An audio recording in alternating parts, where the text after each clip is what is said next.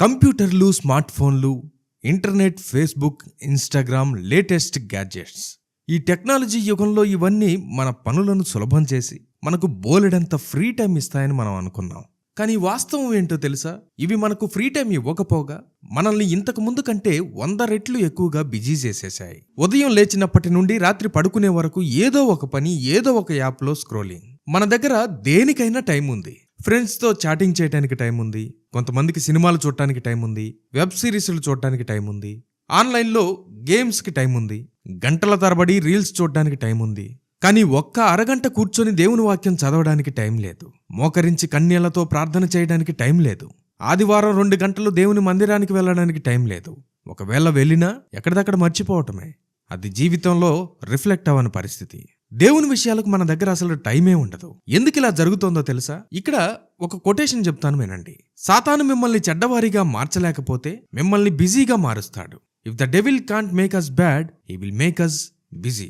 దేవుడిచ్చిన గొప్ప అవకాశాన్ని బట్టి మొన్న నేను కొండపల్లిలో దేవుని వాక్యాన్ని చక్కని ప్రెజెంటేషన్తో పంచుకోవడానికి వెళ్ళాను. ఆ మీటింగ్స్ ద్వారా దేవుని నామం మహిమపరచబడింది. ఎన్నో విషయాలను ఆ మీటింగ్ ద్వారా జనులు తెలుసుకొని దేవుణ్ణి మహిమపరిచారు. ఎంతో మంది అలర్ట్ అయ్యారు.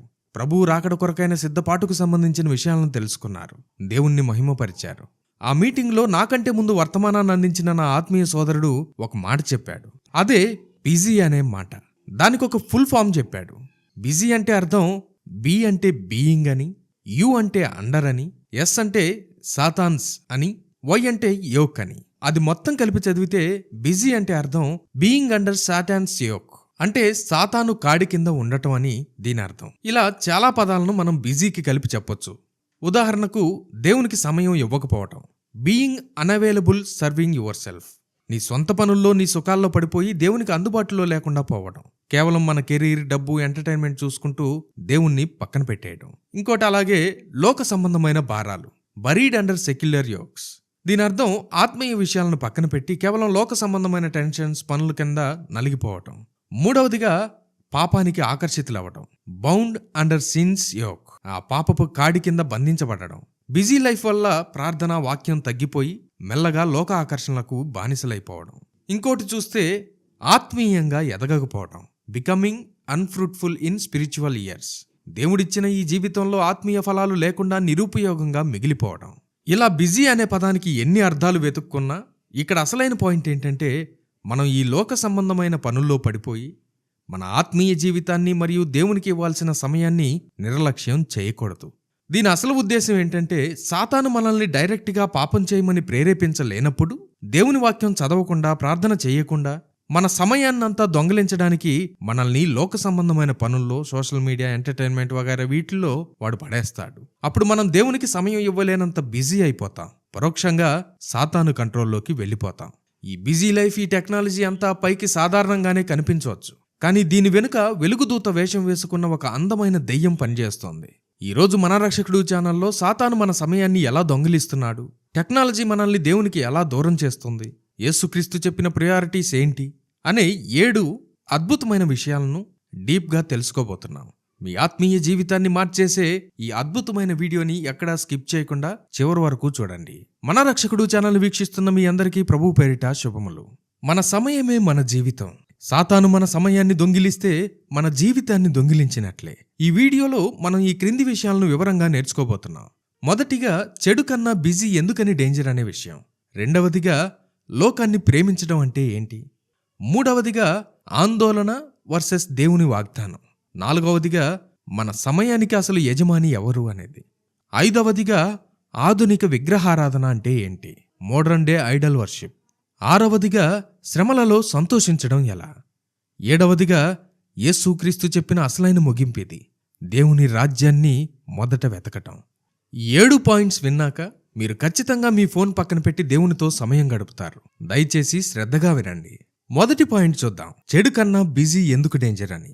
ఒక మనిషి మర్డర్ చేస్తే, దొంగతనం చేస్తే లేదా వ్యభిచారం చేస్తే వాడు పాపాత్ముడు అని సమాజం అంటుంది. వాడికి కూడా తెలుసు తాను తప్పు చేస్తున్నానని.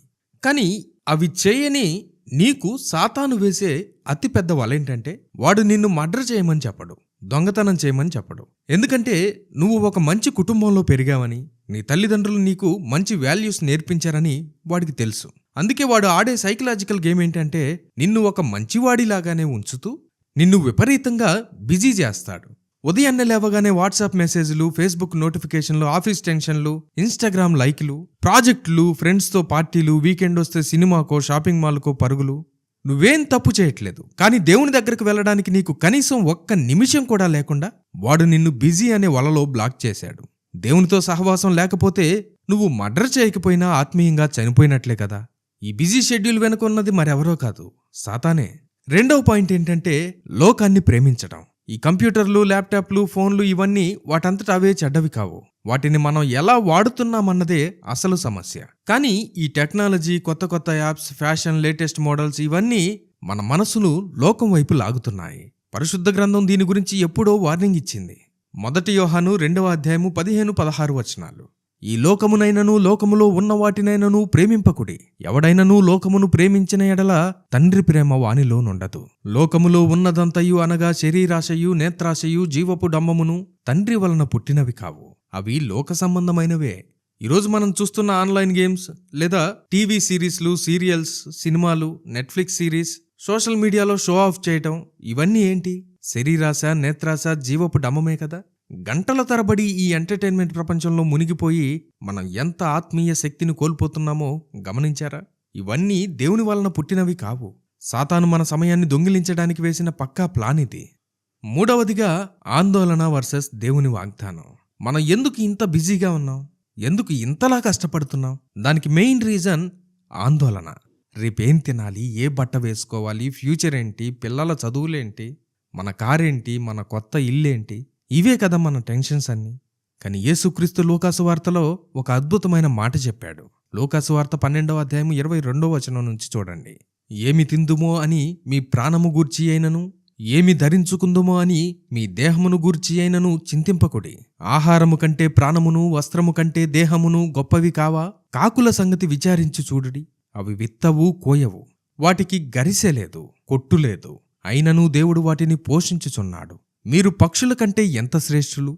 మరి మీలో ఎవడు చింతించుట వలన తన ఎత్తును మూరెడెక్కువ చేసుకొనగలడు? కాబట్టి అన్నిటికంటే తక్కువైనవి మీ చేత కాకపోతే తక్కిన వాటిని గూర్చి మీరు చింతింపనేలా? పువ్వులేలాగు ఎదుగుచున్నవో ఆలోచించుడి. అవి కష్టపడవు, వడకవు. అయినను తమ సమస్త వైభవముతో కూడిన సొలొమోను సైతము వీటిలో ఒక దాని వలనైనను అలంకరింపబడలేదని మీతో చెప్పుచున్నాను. గాలిలో ఎగిరే పక్షులకు ఎలక్ట్రానిక్ గ్యాడ్జెట్స్ లేవు, బ్యాంక్ బ్యాలెన్స్ లేదు, అయినా పరలోకమందున్న మన తండ్రి వాటిని పోషిస్తున్నాడు కదా. వాటికంటే మనం ఎంతో శ్రేష్ఠులం కదా.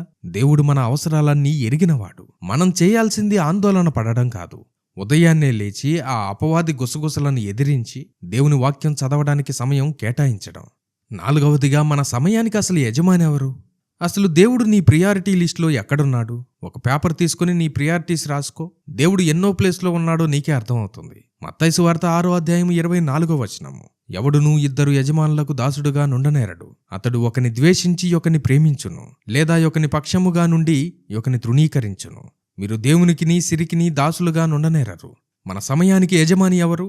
మన కెరీరా, మన డబ్బా, లేక మన ఫోనా? చాలామంది పేరెంట్స్ తమ పిల్లలకు మంచి లైఫ్ ఇవ్వాలని పగలు రాత్రి కష్టపడి సంపాదిస్తారు. కానీ తీరా చూస్తే వాళ్లకు పిల్లలతో గడిపే టైం ఉండదు. పిల్లల భవిష్యత్తుకే కష్టపడుతున్నాం, వాళ్ళు బాగుంటే చాలు అని ఫీల్ అవుతుంటారు. అయితే పిల్లలు మమ్మల్ని పట్టించుకోవట్లేదని వాళ్ళు ఫీల్ అవుతారు. ఇలాంటి ప్రెజర్, స్ట్రెస్ దేవుడు మనకివ్వలేదు. మనం మన ఉద్యోగాలకు బానిసలం కాకూడదు. ఐదవదిగా ఆధునిక విగ్రహారాధన.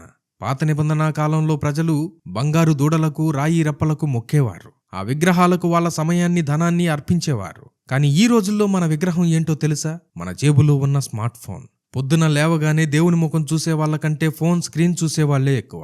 రాత్రి పడుకునే ముందు ప్రార్థన చేసే వాళ్ళకంటే వాట్సాప్ చూసుకుని పడుకునే వాళ్లే ఎక్కువ. మీ ఫోన్ మీ సమయాన్ని మింగేస్తుంటే, మీ కెరీర్ మిమ్మల్ని దేవునికి దూరం చేస్తుంటే అది ముమ్మాటికి ఆధునిక విగ్రహారాధన. నీ జీవితంలో ఉన్న దేవుని ప్లేస్ని దేనితో రీప్లేస్ చేసినా అది విగ్రహమే. ఆరవదిగా శ్రమలలో సంతోషించడం. దేవుని కోసం సమయం కేటాయించడం ఈజీ అని నేను అనట్లేదు. యేసుక్రీస్తు కూడా ఎప్పుడూ అలా చెప్పలేదు. వాక్యం చదవడానికి నిద్ర ఆపుకోవడం చాలా కష్టం. లోకంతో కాకుండా దేవునితో నడవడం కష్టం. ప్రభువే అంటారు కదా, మత్తయి సువార్త 24:9 అప్పుడు జనులు మిమ్మును శ్రమల పాలు చేసి చంపెదరు. మీరు నా నామము నిమిత్తము సకల జనుల చేత ద్వేషించబడుతురు. క్రైస్తవ జీవితం అంటే పూలబాట కాదు.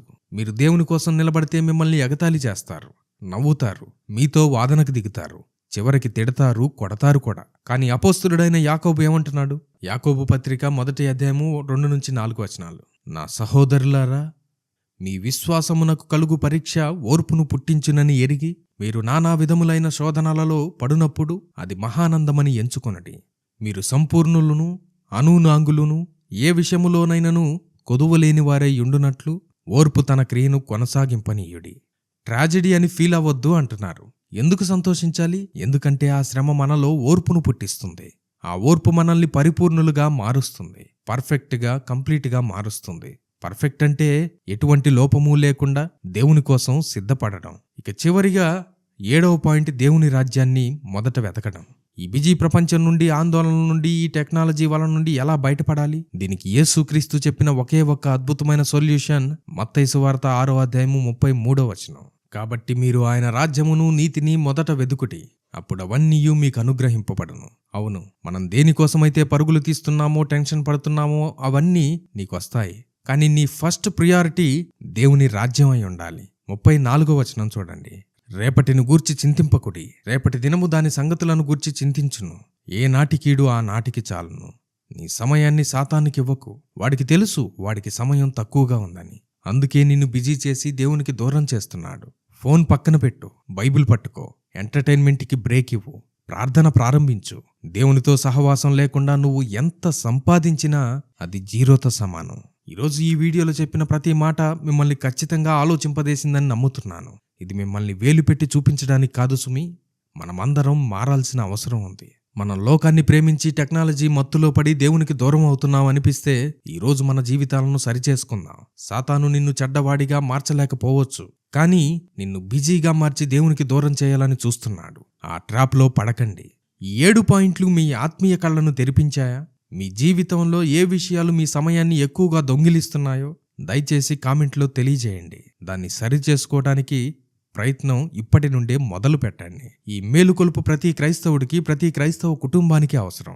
ఈ వీడియోని నీ స్టేటస్లో ఎందుకు పెట్టకూడదు? ఒకసారి ఆలోచించు. ఈ వీడియోని మీ చర్చి గ్రూపులలో మీ స్నేహితులతో ఖచ్చితంగా పంచుకోండి. ఇలా మిమ్మల్ని ఎప్పటికప్పుడు అలర్ట్ చేస్తూ మా జీవితాలతో పాటు మీ జీవితాలు కూడా సరిచేసుకోవటానికి, దేవుని రాకడ కొరకు సిద్ధపడడానికి మన రక్షకుడు ఛానల్ మనకొక ప్లాట్ఫామ్. ఇప్పటి వరకు మన రక్షకుడు ఛానల్ని సబ్స్క్రైబ్ చేసుకోపోయినట్లయితే ఇప్పుడే సబ్స్క్రైబ్ చేసుకొని పెట్టుకోండి. బెల్ ఐకాన్ని ప్రెస్ చేయడం ద్వారా ప్రతి వీడియో అప్డేట్ మీ మొబైల్లోకి వచ్చి ఉంటుంది. తప్పకుండా ఈ వీడియోస్ని ఫాలో అవ్వండి. మన రక్షకుడు ఛానల్ ద్వారా వచ్చే ప్రతి వీడియో అప్డేట్ని తప్పకుండా మిస్ అవ్వకుండా చూడండి. ఈ వీడియోలు మన కోసం, మన జీవితాల కోసం. మరో అద్భుతమైన ఆత్మీయ సత్యంతో మళ్ళీ కలుద్దాం. దేవుడు మిమ్మల్ని, మీ కుటుంబాన్ని వాక్యానుసారంగా నడిపిస్తూ ఆయన రాకడ కొరకు సిద్ధపరచునుగాక. ఈ అంత్య దినాలలో మనకు సిద్ధపాటును కలుగజేసే అనేక విషయాలను ఈ బుక్లో పొందుపరిచాం. స్క్రీన్ మీద కనిపిస్తున్న నంబర్కి ఇప్పుడే వాట్సాప్ చేయడం ద్వారా మీరు ఈ బుక్ని ఆర్డర్ చేసుకోవచ్చు. Jesus coming soon, so be prepared. మేఘమామనునై వచ్చుచున్నాను, రాజానే రాజు మహిమాన్వితుడే. మేఘమామనునై వచ్చుచున్నాను.